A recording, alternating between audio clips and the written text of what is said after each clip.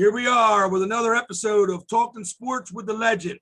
Tonight's guest is Steve Innamarato. Sorry about that. He is boys lacrosse coach at Central High School. Thanks for coming on, buddy. Oh, my pleasure. Where are you from? I am from Philadelphia. I grew up in the Oxford Circle section of the city. Remarkably, I have a pretty extensive lacrosse background despite that.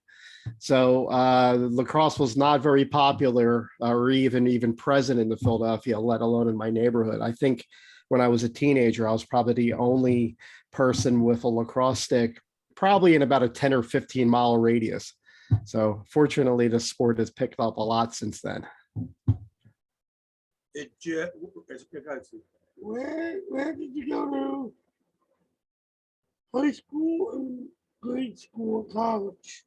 Okay, well, grade school, went to, as I said, I'm from Oxford Circle. I'm a Catholic schoolboy. I went to St. Martin de Tours.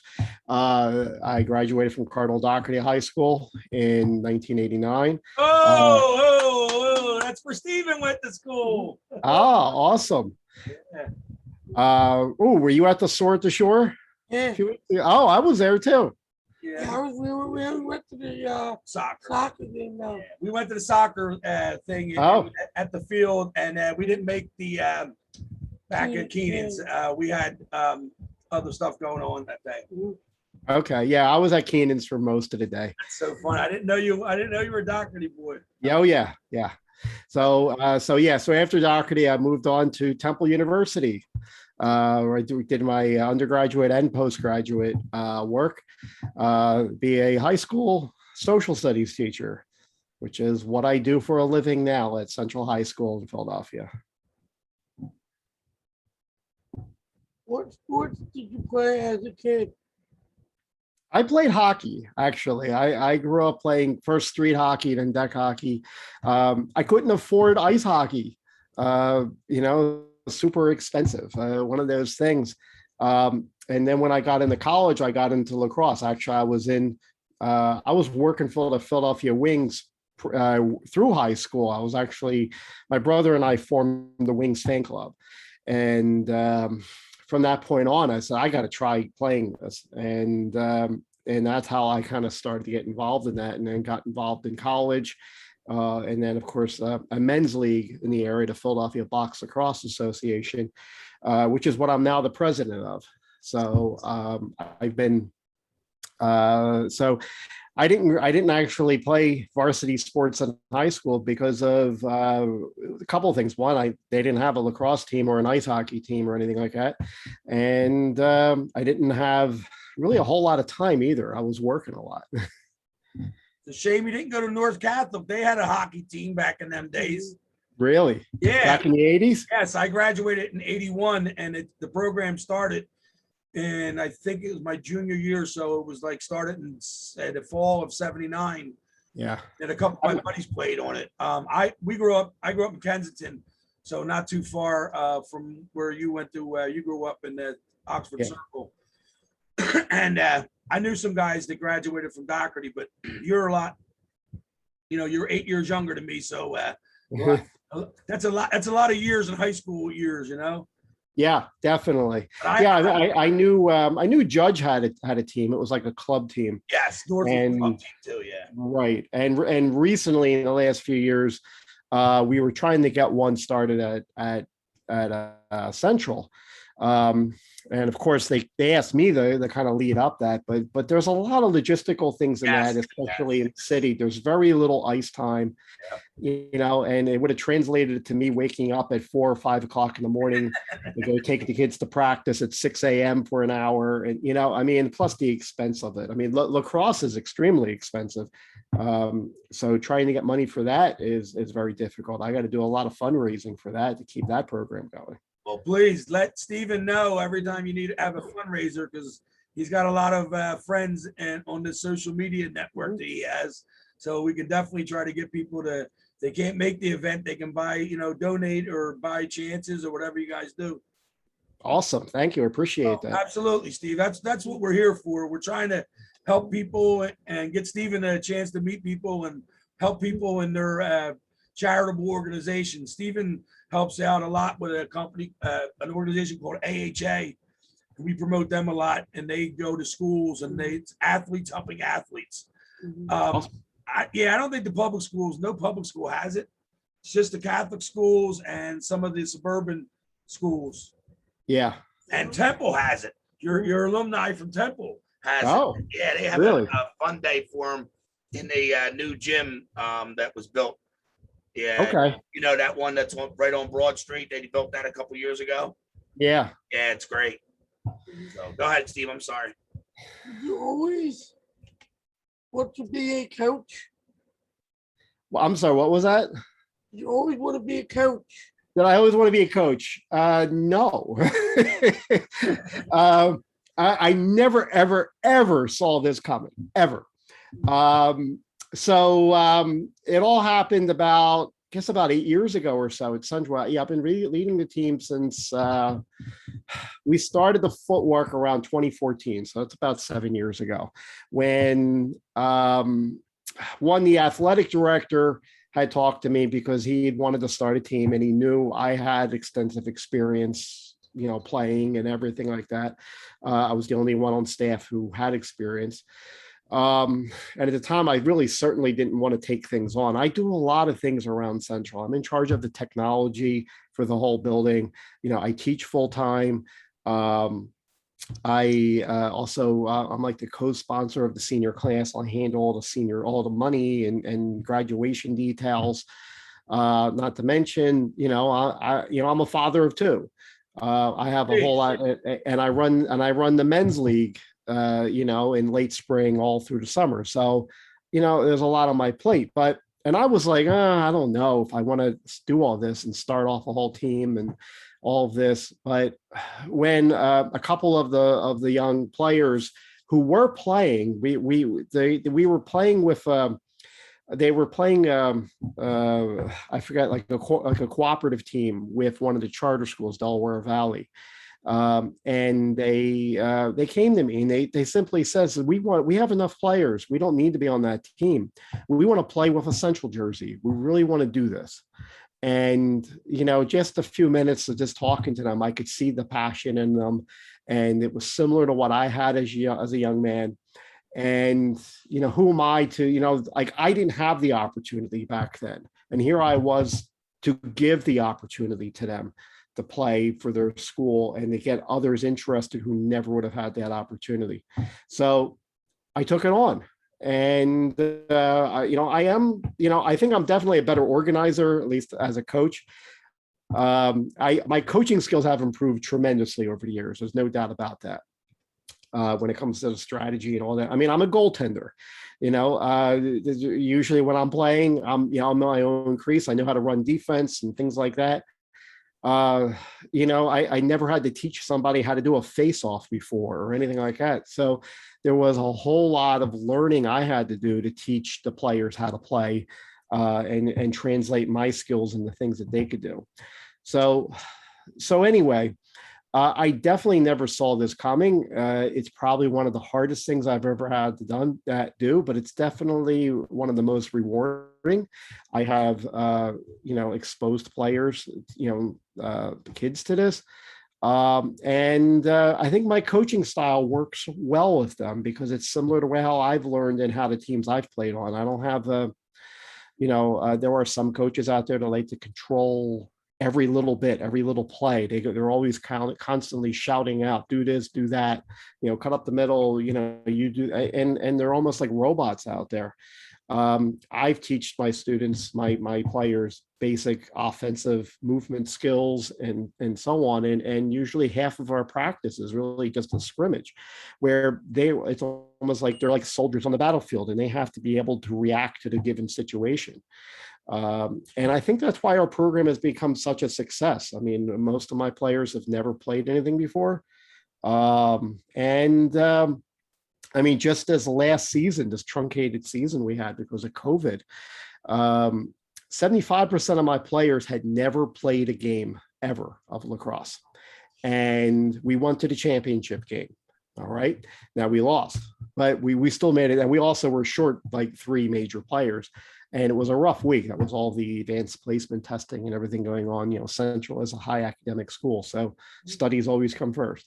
But I took, those players, 75% of them never even played a game before, and we went to the championship game. So I think it goes a lot for their effort, and just their fortitude and wanting to play. You said that was 2014. That was in the fall. Our first season was actually 2015. So it was 2014 was when I started working. So on that, it was like the fall of that. So it took all fall and everything. It's a lot of work to start a team from scratch.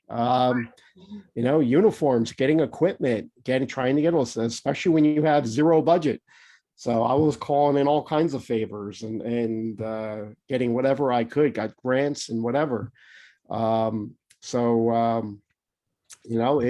been a real challenge. And at Central, we are a great school. We have a lot, and we have every sport you can imagine, and that's a huge positive thing, but it's also a huge negative because I don't have any field time there.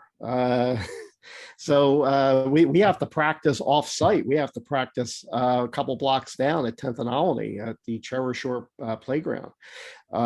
We don't play our home games at Central. We got to go play at the Germantown site because, we only really have at Central. We got a football field and we have a baseball field that doubles as a soccer field when you use the outfield. So, between in the springtime, we got 2 baseball teams because you got the varsity and JV team, and then you got the softball teams. You got JV and varsity, and the girls softball team ends up using the football field. So I can't use that. That would be actually I can't even use it for practice or anything like that because it would be a violation of Title IX. So we have to go all off site. So it's a challenge all around. It's funny. I try to explain this happened to me when I was in college. I went to a very small school called Spring Garden College. You said you graduated high school in '89, right? Yes. Right. So my school went bankrupt in '92. It was in Chestnut Hill area of the city, and it was an engineering school mostly, but we had a men's soccer team and a men's baseball team and a girls and boys basketball team, and that was the only sports we had. So we never had a home field. My coach recruited me, and I went there sight unseen because he offered me the most money, and it was hard. I hardly had to pay any money. My parents hardly had to pay any money my freshman and sophomore year, and then the last couple of years, I got like full school scholarships. So it was crazy. I try to explain to people we never had a home game like my freshman year. Our home games were at Chestnut Hill High School. Yeah. I told you that. I definitely feel that, and for it hurts us in a lot of ways because of every game is an away game. We have to get on the school district buses to go, to the Germantown site and so on, which means my students miss the last 2 periods of the day every time we play a game. If you have a 13 game regular season and then you have the playoffs on top of that, they're missing between the two. You got at least 16 or 17 game days. So they're missing 34 classes, which is a huge academic hit at a school that is intense as Central. All right. Well, here's my idea for you, Steve. All right. I'm gonna say it right now because you probably can't say it. So all those Central alumni out there, let's get some money to get these guys a little field to play at. In that area so they can walk to the field, and let's get some money raised. Right, Steve? Yeah, I would love that. Actually, what would actually resolve most of it, LaSalle University is right next to us.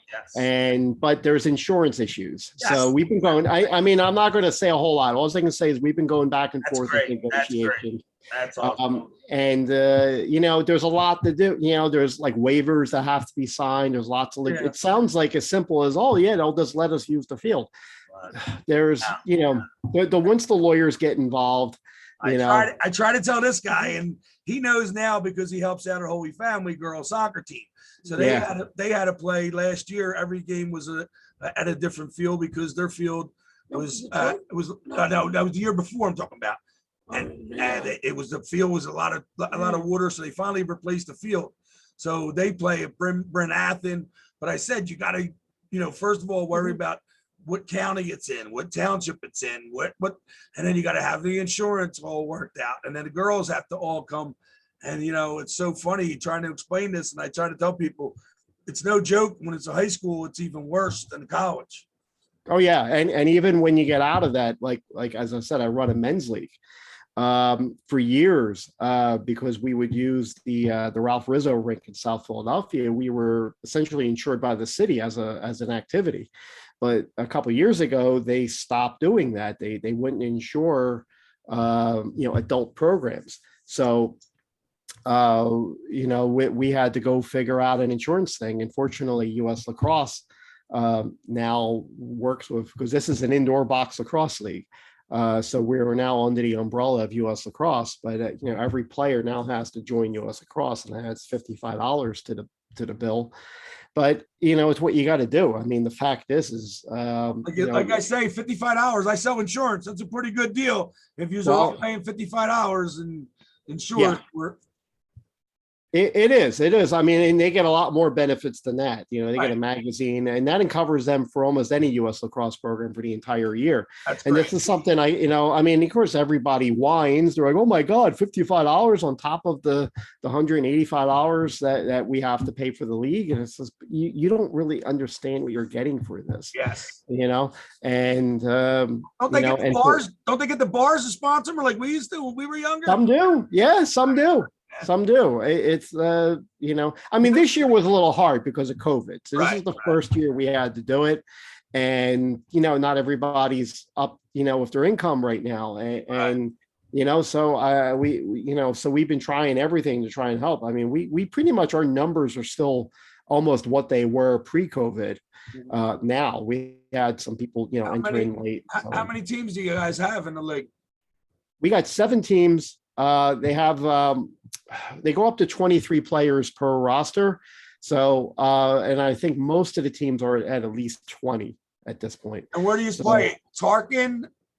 No, we are back down at the Ralph Rizzo rink. So you play right there at Washington Avenue, right? Correct. Front in Washington. We've been there for 35 years. With the exception of the beginning of this year, we had to play the first about 3 weeks or so at Steelyard Sports, which is a really nice facility in King of Prussia. Okay. Because the Rizzo rink, the power transformer blew out, and it took forever for the city to get it fixed.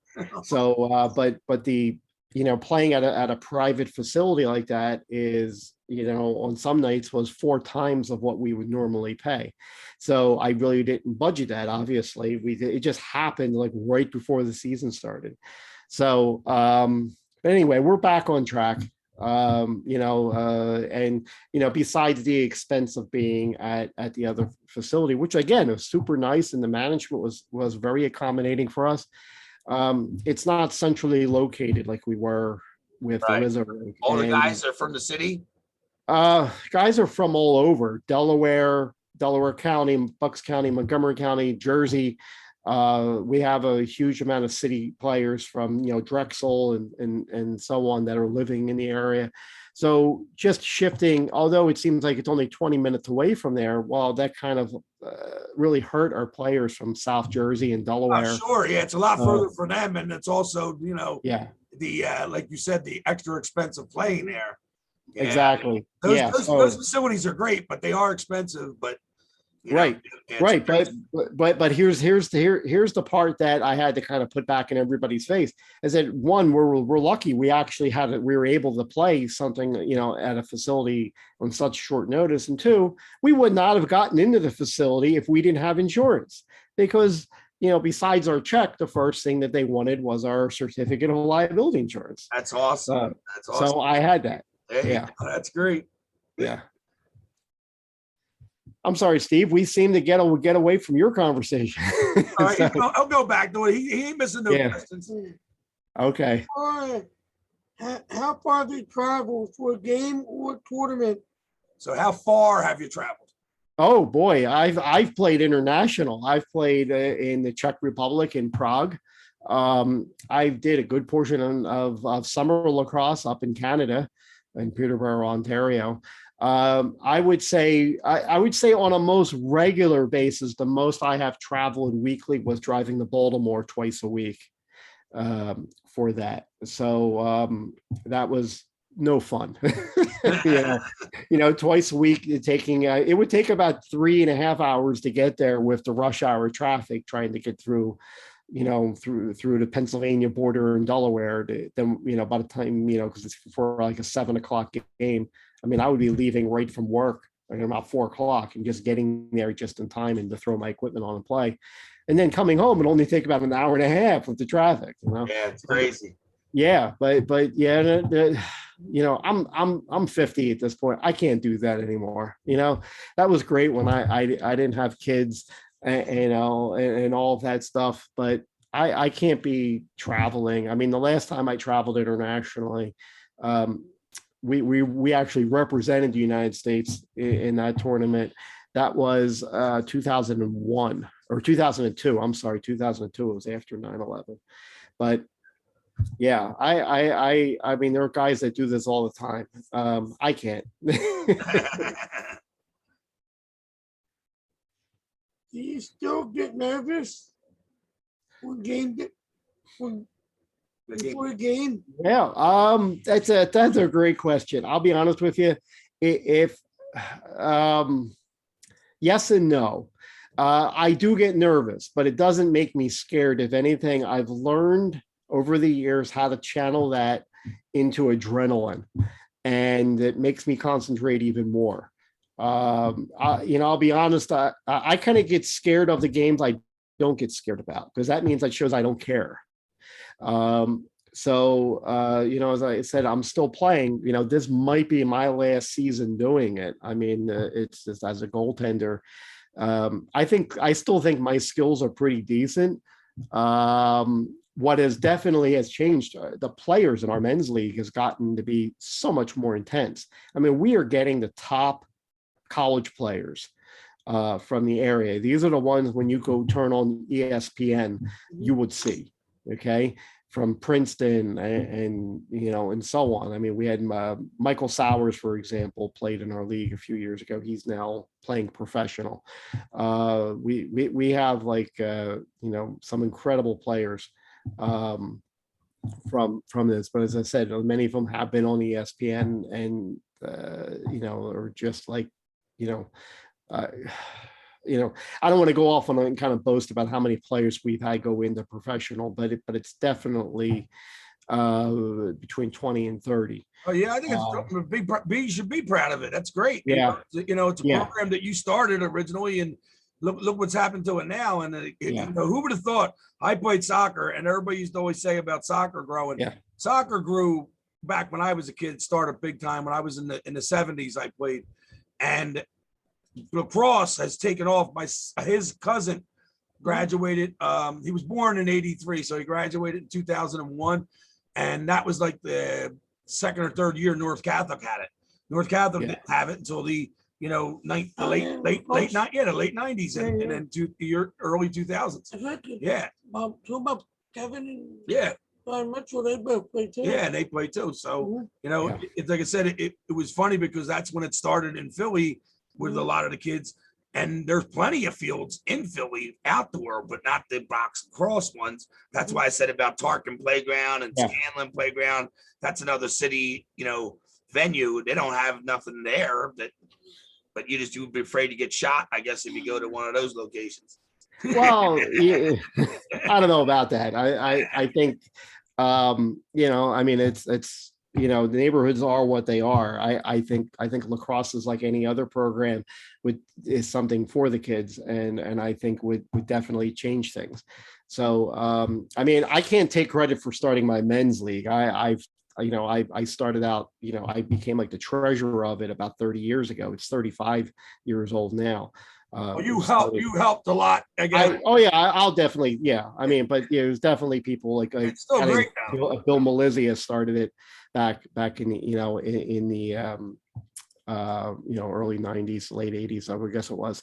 So but anyway, yeah, I think lacrosse is, I think, just it should be brought to more areas in the city. And here's my reasoning behind it. It is definitely a way for younger people to access college. We were talking about scholarships earlier. Yes. And for the most part, lacrosse has been a white sport. Okay, let's just put it right out there. Oh, absolutely. It's been an elitist white sport, for decades. It was schools like Hopkins, Townsend, Harvard, Penn. Those were the schools that dominated there, and high schools like Haverford and so on, LaSalle High School and so on, who still dominate that sport. It's essentially has become elitist, and fortunately, U.S. lacrosse has definitely recognized this and have really given a lot of aid to schools like inner city high schools and so on. We're not just talking equipment. Equipment is just partial. They have definitely stepped it up with helping train coaches and people who are not familiar with the sport, and they're trying to build it up. Most of my players at Central don't need athletics to get into a college for a scholarship or admission. They get in, in some ways it kind of works against them if they want to continue their lacrosse their lacrosse skills. They get into Drexel and Penn. Penn is the whole, factory of students lining up, from that have been playing lacrosse since they were 3 years old. My guys have been playing it for maybe 3 years or so, 3-4 years tops. They just can't get onto those teams, but they get into those schools because of their academics. Right. But as for other schools in the city, Central's been kind of, I would say, it was late to the game. Schools like Washington, Northeast, and Frankfurt and Graz had it before Central did, and it has become very powerful as a very powerful tool for those players to be picked up by recruiters, and they do get into schools like Arcadia and so on, and are given that opportunity. Yeah, I think lacrosse is definitely the way. We need to get it in the middle schools. We need to get it at the neighborhoods. We need to spread it out. So it should be just as common as football. That's just my goal. Yeah, I think it should take over football for all their injuries, and just the kids get hurt, and now another kid died this year in practice, a high school player already. Yeah. And it's ridiculous every year. And it's like, yeah. You don't need to train that hard. You can do it inside. You can go outside. But it's unfortunate. But like you said, a lot of it had to do with the fact that if you don't have a field or an area that you can definitely call there's the lacrosse field, it does stop people from getting involved with it. It's funny. Right, and it does cost money to play. Yes. Going back to my alumni, I do have a few alumni who have given us money. One of which whose son played for Johns Hopkins, and has always been helpful. I hate going to the same well all the time. That's why I said. Right. Fundraisers, let us know. We'll help. Yeah, I've been pretty successful with using the Donors Choose platform, which is commonly used by teachers, where instead of you just giving money to a teacher, teachers create like a project on there and saying, hey, I need the following supplies, I need the following software or computers or iPads or whatever for my class, and it's like a crowdsourcing type of program. People donate $10, $20 here and there, and then once you get to the goal of how much money it is, Donors Choose then purchases those items for you. Well, it's very similar like when I set it up, but the good thing is that Dick's Sports cooperates with that, and they match dollar for dollar. Sometimes they'll even like triple match they'll have things. So Dick's Sports has been really instrumental. And, I have used that platform to help me get things. Now, my school has done a lot. My athletic director, has definitely funded it, has definitely helped out. But sometimes when you have to stick to the school district's formula of how they get things and so on, I mean, it could take months. I mean, like, for example, I should be like making up my list now, say if I won goals and things like this, and after going through the whole red tape, but eventually it'll go through. It could take literally months. So, and I have to work with their dealers, and sometimes I can work a lot more. I can definitely get a lot more equipment by kind of doing it this way and just having people just donate to it, or us even just raise money and then putting money into the donors choose type of thing. Oh, that's awesome. Yeah. That's great. So You have a role model in coaching? yeah, I would definitely say, I mean, I've been looking at a lot of coaches. The John Domzowski from Duke is definitely my favorite at this point. He's what I like about him is that he doesn't concentrate on the players that score the goals, but actually has like a whole thing when it comes to, I mean, first of all, when it comes to sportsmanship, that is my biggest thing. I reinforce that all the way.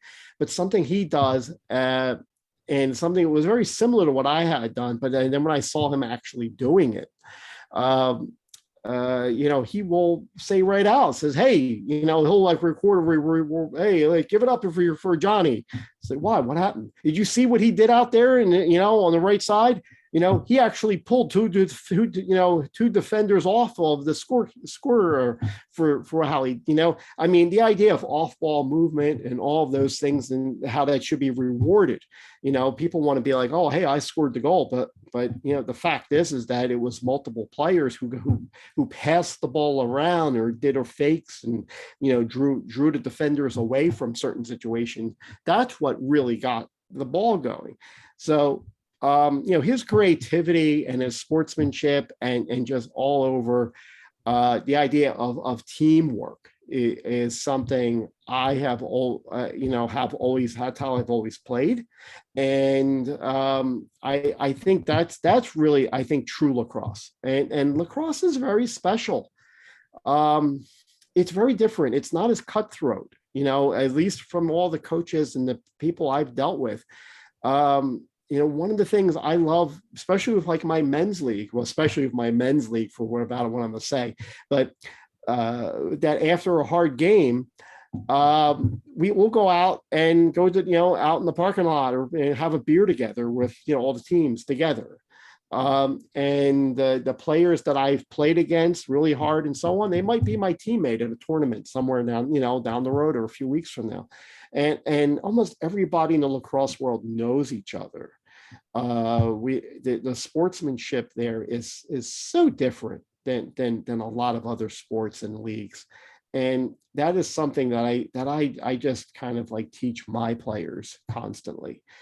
Making sure that other players from the other team are okay if they get hurt. And I think like one of the other teams I remember we were playing against, it was it was Gratz, where a player came in and he just did an incredible spin move around one of my defenders, and I was like, oh my God, great move, number 11, and he was like, whoa, I was like, I'm complimenting one of the players from the other team. I mean, it was a great move. And I think things like that, need to be done. I mean, you shouldn't be teaching your players to go out. Yeah, exactly. It's a game. I try to tell people, especially this guy, he gets so intense about every game. And I always tell him, Steve, relax. The girls that go to Holy Family go on to be careers in nursing and psychology and all kinds of different stuff. And I said, they're there to have fun. He gets all, rah! I tell him, calm down. Right, but I think overall the sport is more important than the actual individual game that you're playing in. And honestly, I think that movement really needs to continue to grow and to make the sport grow. We need to do that. And Oh, absolutely. I had just seen a commercial. I'm not even sure what it was for. I've only seen it once, where it was very similar, where it was very watch this little girl watching, other little, things like that of like professional sports players pulling up the opponent when they get knocked down and checking to see if they're okay. That's definitely, and then later on in the commercial where she's playing soccer, a girl, one of her opponents falls down and she goes over and helps her up. You okay? And that's what you need to teach, no name calling, Yes. none of any of that. And I'm not going to point fingers, but I definitely have seen the exact opposite in my lacrosse coaching experience. And fortunately, I think COVID kind of woke up some of Yes. the other players and coaches and saying that, but even so, like when we lost a championship game, I went over right in front of the other, because, we really couldn't shake hands and things like that because of COVID protocols. But I went right over the other team, congratulated the other coach right in front of the players and told the players, I said, you guys played a great game. You played with a lot of spirit, and if we had to lose to a team, it would be you guys. And I really, really wish you would continue in playing. And hey, we'll you made for a great game, and we'll be back next year. But I want you to make sure you continue playing and continue playing hard. And you definitely, made like the lacrosse gods rather happy, I guess you could say, with what you did out there today. What team did you guys lose to? We lost to the super team of Boys Latin, West Philadelphia. And then we had players that came from South Philadelphia High School and even SLA, which doesn't even have a lacrosse team, but there were some from other. So it was like a combo team that we lost to. Oh. So I mean, we essentially lost to multiple high schools. At Central, we can't take players from other high schools. We are a special select school. And even in this situation, we really couldn't let that wasn't allowed to happen.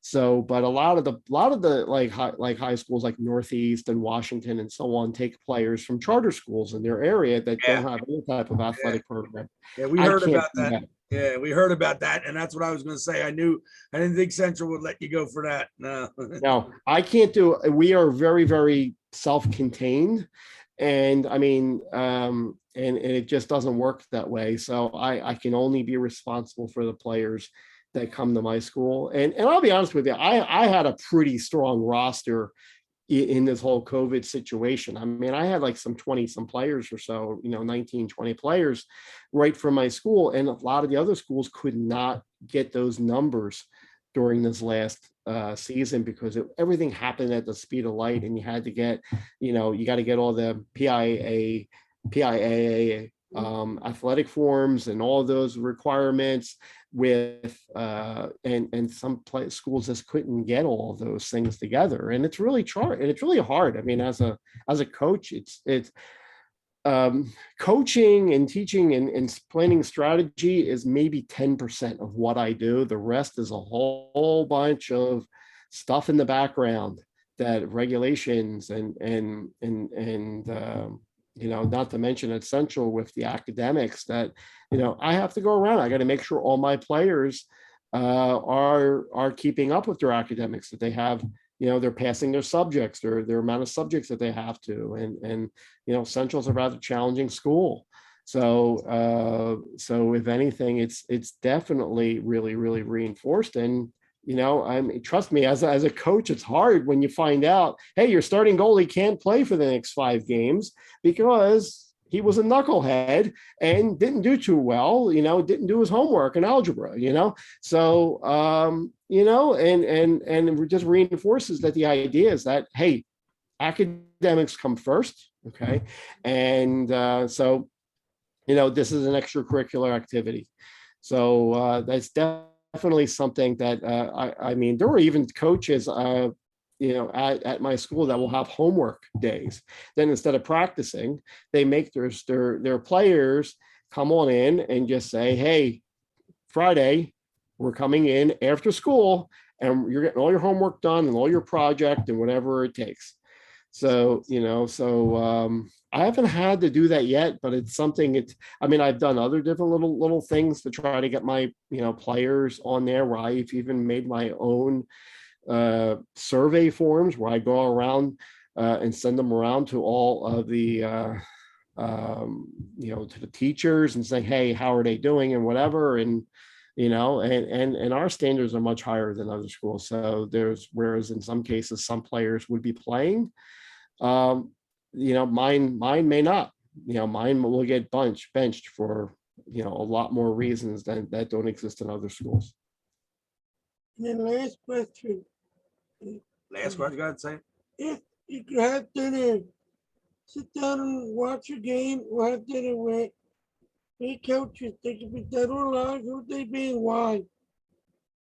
I'm sorry, I didn't get all of that. If you could have dinner with three coaches, dead or alive, watch a game and, have dinner with them and sit down and have discussions, three coaches, whether it be lacrosse coaches or any kind of coaches that you had met along your career or admired, who would you have at dinner?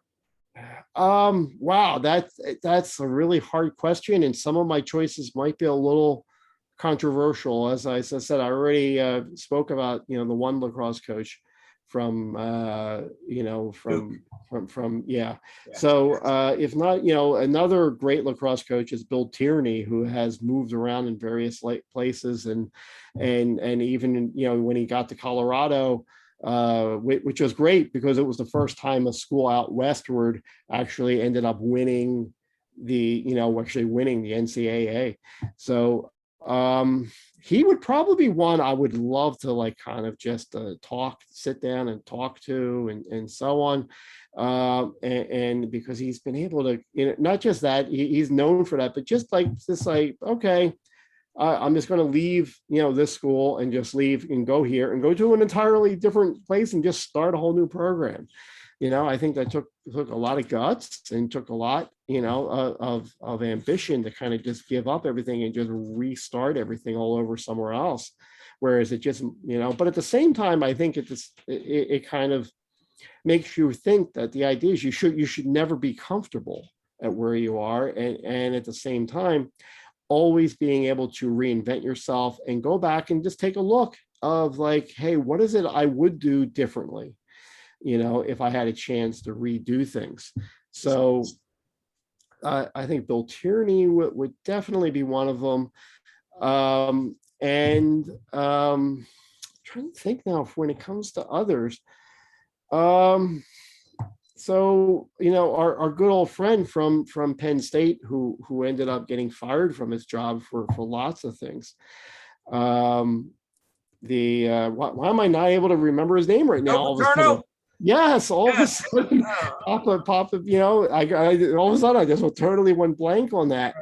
And I might be, as an educator and so on, be a little controversial in saying this, but I think in a lot of ways, I think he was really kind of he definitely, I don't know. I think he took a lot of blame for a situation that I think in retrospect, he probably could have done, could have handled a little bit differently, but at the same time, it wasn't like he didn't do anything about it. I mean, he actually did go to his higher ups about it and saying, hey, I think we got something going on. And then, okay, we'll take a look. Okay, don't worry about it. But, and then in retrospect, he should have, I guess, been more aggressive in following up on it. Says, hey, have you guys done anything? Are you, I don't think I don't think he knew the extent of it as much, especially how old he was at the time and getting older as the time went on. And, I think he took, like you said, a lot of blame for something that, is beyond some of the, and like you said, it being controversial. It's like talking about the vaccine, about these guys who don't want to get it done. They say it's a personal choice. It's not a personal choice. It's a choice that you got to get it to help everybody else from being sick. Right. But I mean, I will say this, the things I liked about Paterno went way beyond that. Something I really liked way before any of that happened was that his whole emphasis on academics and telling his players right off the bat, that you will never play on my team if your academics are never good, you know, and I am really huge on that. And I always respected him for that. But at the same time, what happened to him is in some ways, I guess you could say, you know, he did deserve it, because in the fact that you are, you know, like the buck stop here. Yeah. All right. Which means that as great as he was, okay, and he even took it in that respect, is that, hey, maybe I should have done something differently so that wouldn't have happened and things would have been much different. And, you know, things would never have gotten that far along, and kids wouldn't have gotten hurt as a result of that. So I mean, I really felt bad for him for what ultimately happened, you know, but I mean, I think ultimately when you kind of look at his total career and the different things he did, I think in a lot of ways, you know, that was something that kind of, I think in a lot of ways was inspiring to me, especially from the academic point of view. He was a big Special Olympics guy. He went to the games, Pennsylvania State games every year, him and his wife, and they contributed. Yeah, they contributed a lot of money, and they were good. They were good people. I mean, sometimes bad things happen to good people, and you know, and sometimes they put too much trust in people, and I think that's one of the things he ran into. I definitely, I think I would concur with that. And as for like the Special Olympics, that has been something I have been trying to trying to do something within the Central, you know, lacrosse and other athletics, to trying to get in where we can get volunteers to help with that and things like that. And that is really huge in my heart and all of those things. You know, that the fact that, you know, my youngest son he's autistic. And when not to mention my other son, I mean, both sons I've had to deal with different things when it came to the whole special education type of thing.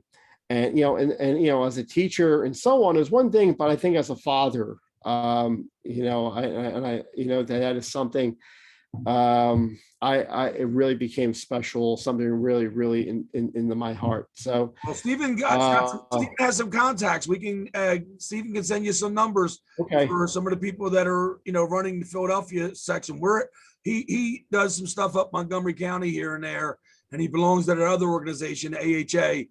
And we can give you some phone numbers to call the people from Philly, and maybe they can get something done at Central.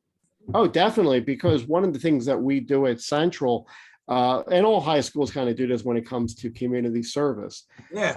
But at Central, we take it a whole different direction and we really get into it when it comes to requiring students to do things and so on. And the hardest thing has just been trying to kind of organize all of that when it comes down to collecting the hours and things like that. Yeah. And I've always have wanted to kind of tie that in, and I certainly want to you know, do something when it comes to that, when it comes to my team, because one of the things that, and I guess before we leave, one of the things that I think that I will definitely say that when it comes to my coaching style and that of as being a coach and as a teacher, is that I like to produce leaders.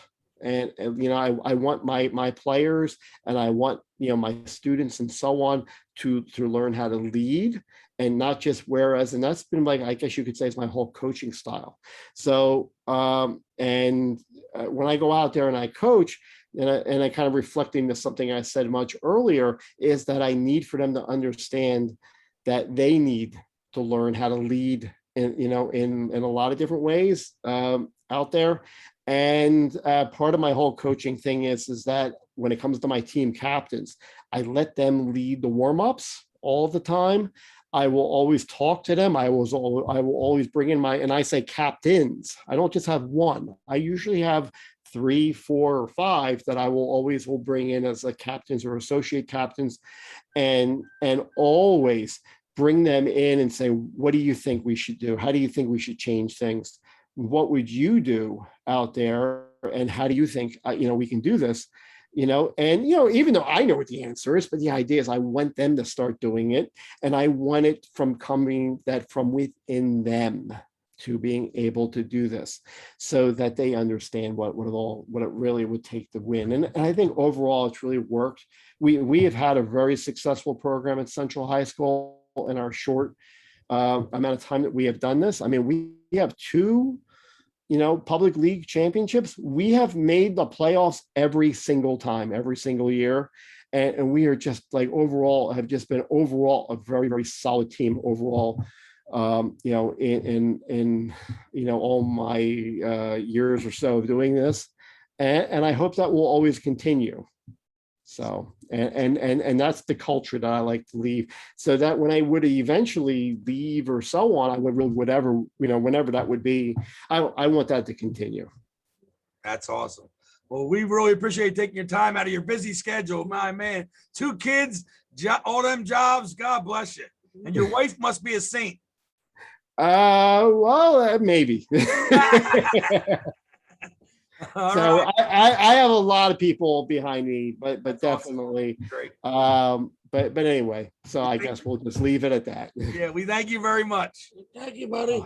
Oh, thank you so much. This has been so much fun. And anytime you ever need anything and any type of help when it comes to dealing with anything in the lacrosse world or whatever, let me know. Okay. Thank you very much. I will always be there for you. We All appreciate right. it. Thank you very much. Okay. All right, guys, take it easy. Thank you. Yeah. All right.